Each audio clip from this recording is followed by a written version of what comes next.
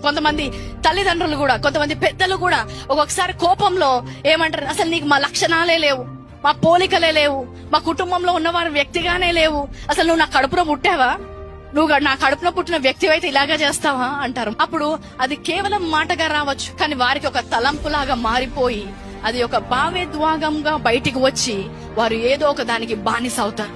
నా కుటుంబంలో నన్ను గుర్తించట్లేదు, నా కుటుంబంలో నాకు ప్రేమ దొరకట్లేదు, నా వారే నన్ను తిరస్కరిస్తున్నారు కాబట్టి ఇప్పుడు ప్రేమ కోసము లేకపోతే ఎక్కడైనా అంగీకరించబడడానికి కోసము వేరే స్థలాల్లోకి వెళ్తుంటారు. కుటుంబానికి ద్వేషంగా వెళ్ళిపోతుంటారు. మొదటిగా తలంపు వస్తుంది, ఆ తలంపు ద్వారా మీకు దాని యొక్క ఎమోషన్స్ వస్తాయి, ఆ ఎమోషన్స్ ద్వారా అడిక్షన్ లేకపోతే అలాంటి అలవాటు లేకపోతే బిహేవియర్ వస్తుంది. ఆ అలవాటు, ఆ బిహేవియర్ అది చేసిన తర్వాత వారు అపరాధ భావంలో ఉంటారు. నీ వారే నిన్ను తిరస్కరించవచ్చు, యు గోయింగ్ టు రిజెక్షన్, నన్ను ఎవరు కూడా అంగీకరించట్లేదు అన్న ఆలోచన వచ్చినప్పుడు ఎఫెసీయులకు రాసిన పత్రిక 1వ అధ్యాయము 6వ వచనం ప్రకారము, నేను దేవుని చేత అంగీకరించబడ్డాను, నేను ఆయన ప్రియుణ్ణి, హల్లెలూయా, ఆయన నన్ను ఎంతగానో ప్రేమిస్తున్నాడు అన్న సత్యము ద్వారా ఆ ఆలోచనని ఎదుర్కొనాలి. నిజము చెప్పినప్పుడు ఏమొస్తుంది? సమాధానం వస్తుంది.